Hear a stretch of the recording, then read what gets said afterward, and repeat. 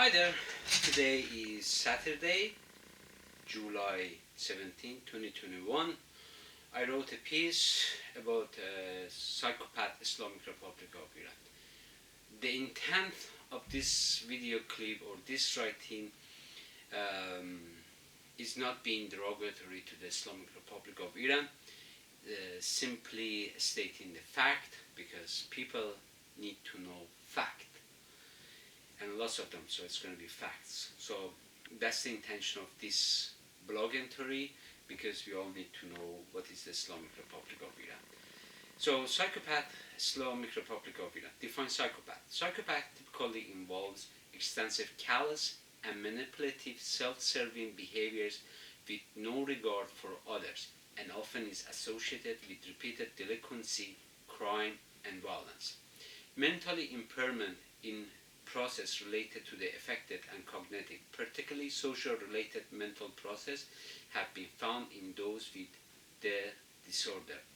Describe an individual who shows pattern of manipulative and violation to others, threats of psychopath, socially irresponsible behaviour, disregarding or violating the rights of others, inability to distinguish between right and wrong, difficulty with showing remorse or empathy, tendency to lie often, manipulate and hurting others, recurring problems with the law, general disregard towards safety and responsibility, grandiose sense of self-worthing, need for stimulation, pathological lying, callous or lack of empathy.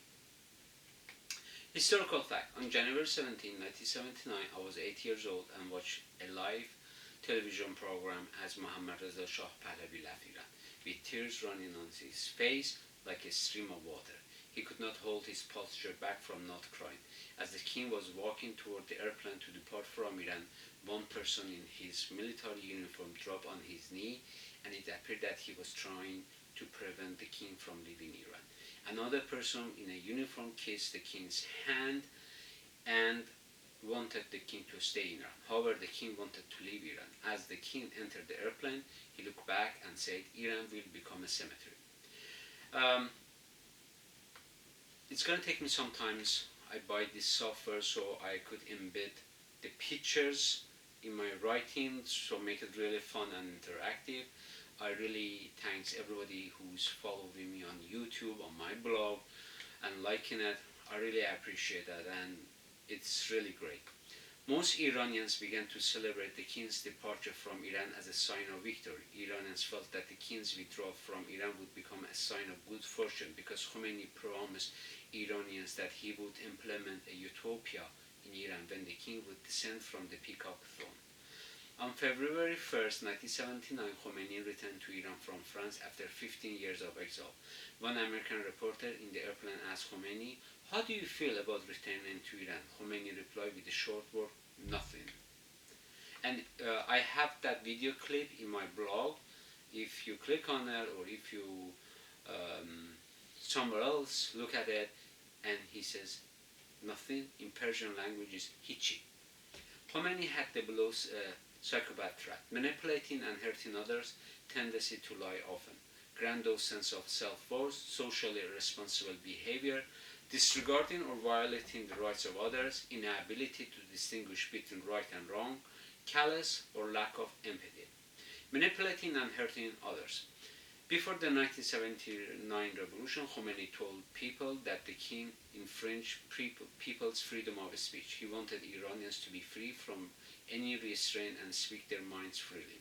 He told the Imperial Iranian Armed Forces, "Don't you want to become your masters?" Grandiose sense of self-worth.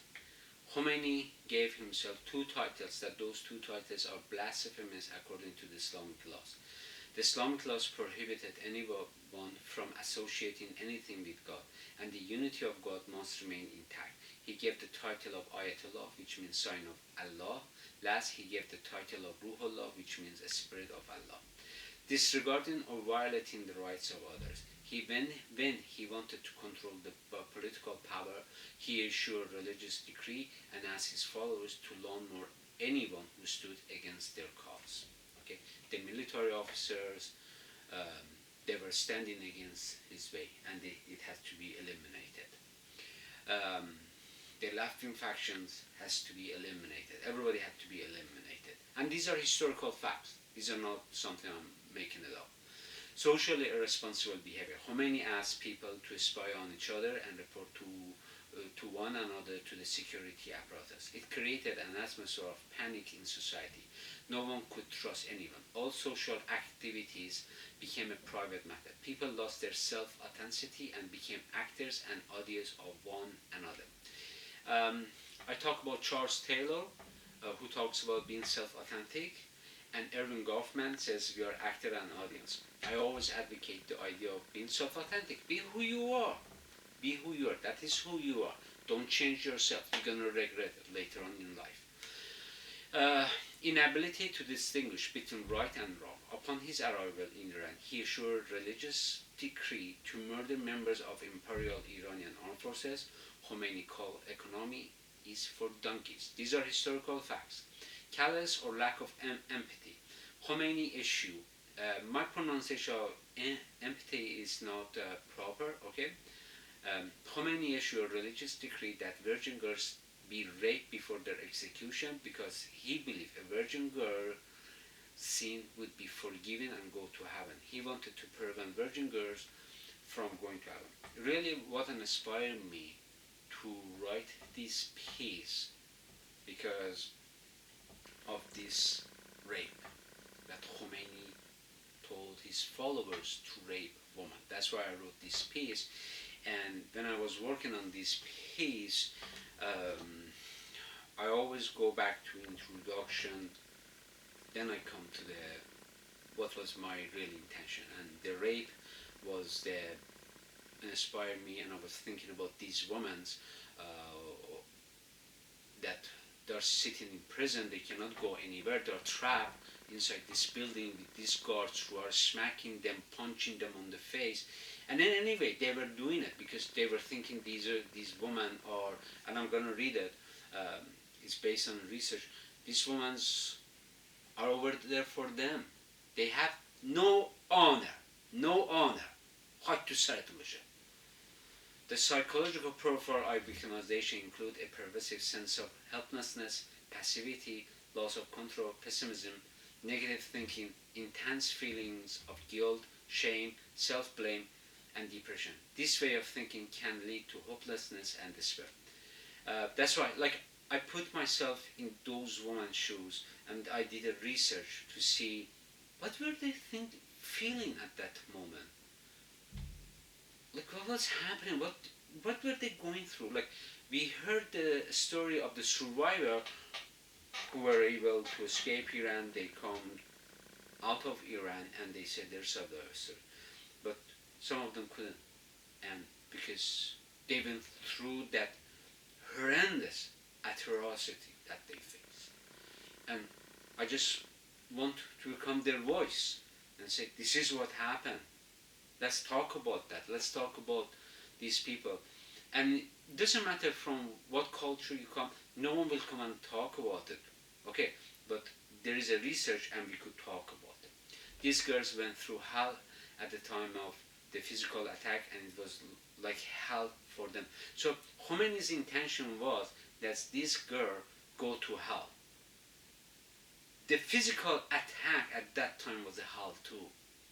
Like, who do you think you are, Khomeini? Khamenei, Revolutionary Guards, Basij, plainclothes. Who do you think you people are, deciding for people going to hell, heaven? But that's a is a culture of rape they have created, and they are stuck in it.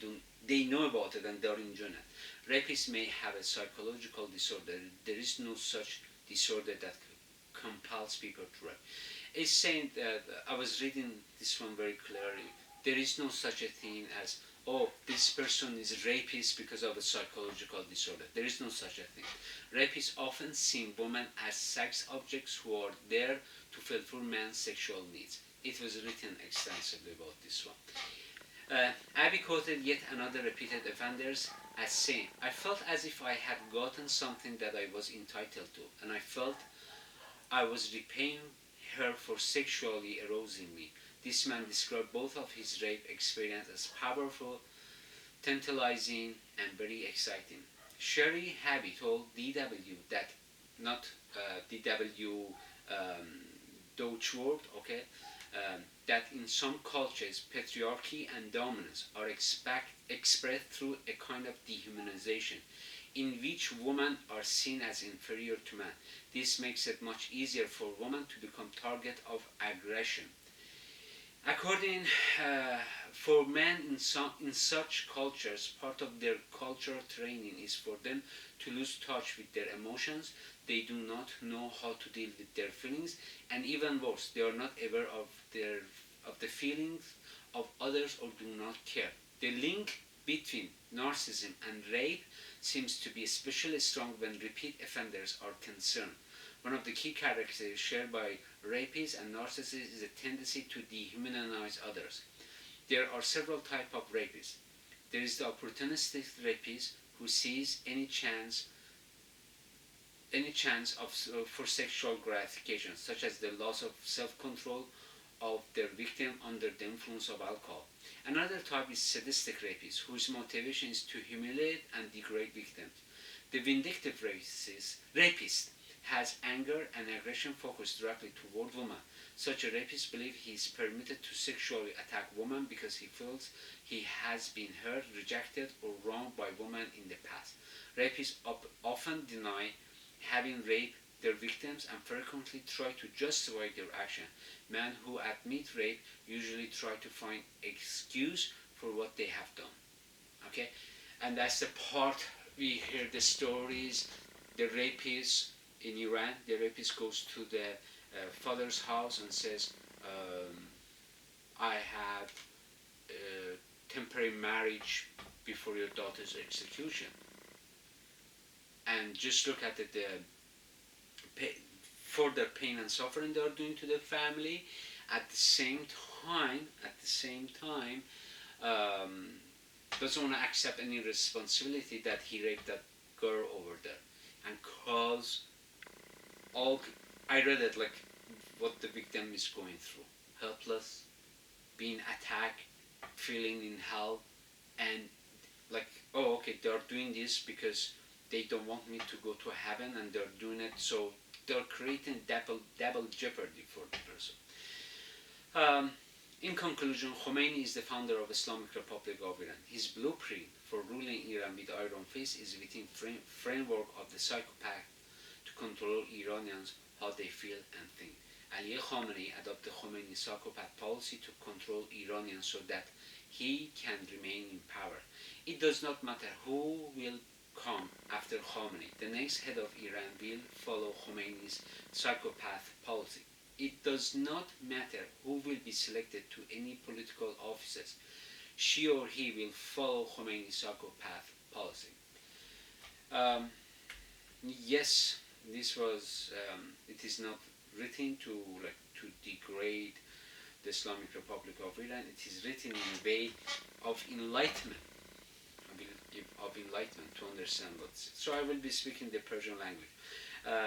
تو اینجا که من نوشتم سایکوپت هست، جمهوری اسلامی یه حکومت سایکوپتی هستش.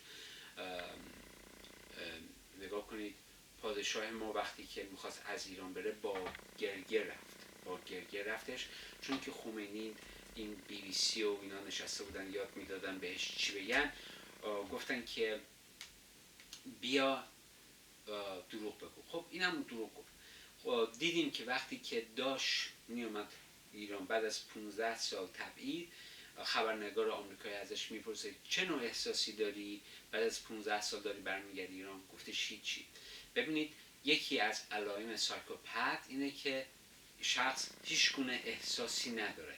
یکی از علائم دیگه‌اش دروغ گفتنه. دروغ‌های زیادی خمینی میگفت که یوتوپیا خواهم گذاشت برای شماها، شخصیت شما رو میبرم بالا، آب و برق و مجانی میکنم. همه اینا رو ما میدونیم. بعدش چیکار کرد؟ به خودش گراندوس، یعنی خودش رو بی نهایت بزرگ میبینه. و به خودش میگه نشانه خدا هستم. همه ملاها میگن نشانه خدا هستیم، آیت الله. یعنی اینا سایکوپت هستن. کسانی که این حرفا رو میزنن سایکوپت هستن. شاید یه نفر آرزو داره که مثلا نخست وزیر بشه، مثلا شهردار بشه. اینا چیزهای خوبیه. داشتن آرزو، روی این آرزوها کار کردن تشویق میکنه انسان رو سخت کار کنه. شاید میخواد مثلا CEO بشه، شاید میخواد یه کارهایی بکنه. خیلی چیز خوبیه، ولی نه اینکه بگه که من خدا هستم. اینا دارن میگن ما خدا هستیم. بعد کفر بعدیش اینه که خمینی به خودش میگه روح الله. روح الله یعنی روح خدا، spirit of God. یعنی این واقعا یه انسان کثیفیه. یک نفر میاد میگه من روح خدا هستم. اینا با دین مسیحیت مشکل دارن، چون میگن حضرت عیسی میگه من پسر خدا هستم. سوره 1:1:2:112 اونجا که میگه که خدا بچه نداره، خدا به چیزی احتیاج نداره. پس اینا این حرفا رو ما باید در نظر بگیریم. بعد خمینی اومد چیکار کرد؟ به ارتشیا گفت نمیخواید. یه چیزی که میخوام بگم تو این ویدیو کلیپ ها من نمیرم. وقتی پادشاه عزیز ما داشت از ایران میرفت، برگشت گفت ایران ایرانستان خواهد شد و شد. بعد این مطلب یادم رفت در اونجا بگم. ولی خب خمینی اومد چیکار کرد؟ هر دروغایی که گفته بود بلا سر ما آورد. و من این چیزی رو که اینجا نوشتم به خاطر خواهران و مادرانی که ما در ایران داریم. با خواهران ما چیکار کردن تو زندان؟ ارتشیاری که گفتن خمینی، من یادم میاد، نمیخوای آقای خودت باشی و از اینجور حرفا زد. بعد اومدن همشون رو کشتن. ببین چه انسان قاتلیه. manipulation، یعنی مردم یه جور بازی بده، بازیچه دست خودش قرار بده، بعد بکشه و هیچ احساس ناراحتی نکنه. بکنه خیلی راحت میشونه میگه، حرف از کشتن میزنه. خمینی، خامنه‌ای، خیلی راحته حرف از کشتن. این ملاه اسمش اصلاح طلب بود اول، خاتمی، خیلی راحت نگاه کنید، خیلی راحت در رابطه با آدم کشی صحبت میکنن. خب این مقاله رو که من بلاگ انتری رو که میکردم به خاطر این جوانایی رو که تو زنهایی رو که تجاوز کردن قبل از اعدامشون و من شنیدیم. ولی نگاه کنید اینایی که اعدام شدن اینا نمیتونن بیان بگن که تو لحظه ما چه احساساتی داشتیم. واقعا نمیتونن. آره ما یه سریال داشتیم که اومدن گفتن که خب اینجور چیزا شد. من خودم هم تو کانادا هستم. ویکتیم ریپ نمیتونه بیاد صحبت کنه، خجالت میکشه. یعنی نمیتونه بیاد بگه یه همچین حادثه بدی واسه من رخ داده. و من یه پژوهشی کردم که بتونم صدایی واسه این آدم ها باشم و همه ماها اینا رو ببینیم. نگاه کنید کسانی که تو اون حالت هستن، یعنی این مرده میاد، این خانومه اینجاست، این مرده زور میکنه که باهاش باشه، این زن احساس خجالت میکشه، عصبانی میشه، بعد توی زندان نمیتونه فرار کنه، نمیتونه باباشو صدا کنه، نمیتونه مامانشو صدا کنه، داداششو، خواهراشو، فامیلشو. یعنی این صدا تو اینجا میمونه، تو این گلو میمونه، خفه میشه. بعد تو نگاه کنیم ما فکر میکنیم مثلا یکی رو مش میزنیم، این اسالته، ضرب و شقه. اون کاری هم که اون مرد کثافت داره انجام میده خودش هم یه نوع اسالته، یه نوع اسالت خیلی بدی، هم از نظر فیزیکی ضربه میبینه، هم از نظر روحی، جسمی، کاملا اون شخص رو نابود میکنه. بعد خب این زن داره فکر میکنه که اینا این کار رو دارن میکنن که این بهش نره. خب این همینجا داره تو جهنم مونده. یعنی یه حالت کثافت کاری به تمام معنا. و جالبش اینه که جالبی این ریسرچ این بود که من خودم خیلی فهمیدم در این رابطه. مردهایی که تو اینجور کارا میکنن تو فرهنگی بزرگ شدن، فرهنگ مرد سالار. نگاه کنید یه حالتی هستش که مثلا یه نفر مرد لوتیگریه، مثلا کارهای خوب میکنه، وقتی میبینید یه نفر کمک لازم داره میره بهش کمک میکنه. خب من به مادرم، به زنهای دیگه تو جامعه کاملا احترام قائل میشم و سعی میکنم اگه مثلا ببینم یه زن مثلا کمک لازم داره، مثلا یه پیرزن میخواد یه کاری کنه اینا، من کمکش میکنم بهش. من خودم با ایندیویدوال تو بخش توان بخشی کار میکنم و نمیخواستم اینو بگم، حالا میگم وقتی مثلا تو اون قسمت هستم میبینم این ایندیویدوال یه کارایی میکنه که دل خراشه، گریم میگیره و خودم هم فهمیدم چرا گریم میگیره. اینو خوب پژوهش میکردم دیدم چرا. اینا از مرد سالاری میان و من طرفداری جامعه مرد سالاری نیستم. من اگالیتریان سوسایتی هستم که زن و مرد با هم برابرن، زن و مرد دوش با دوش با هم دیگه کار میکنن و تبعیض جنسیت یا نژادی هیچ کدوم اینا وجود نداره. خیلی سخته یه همچین چیزی رو درست کردن و داریم میبینیم و اینا از مرد سالاری اینو فهمیدن که زن مال منه، یه وسیله است، یه وسیله است، یه وسیله است، یه وسیله است، به من فقط برای این کاره، چیز دیگه معنی واسش نداره. یعنی حس انسانیت توشون نیست و شما با اینا صحبت کنید میبینید چرا هی میگن چادر چادر چادر، برای اینکه فکرشون تو سکسه. اگه فکرش تو سکس نباشه حرف از چادر نمیزنه، فرق نمیکنه زن رو سرش اینجا باشه یا نداشته باشه. تو اگه داری به انسان نگاه میکنی، تو داری به انسان نگاه میکنی. بسیار سپاسگزارم.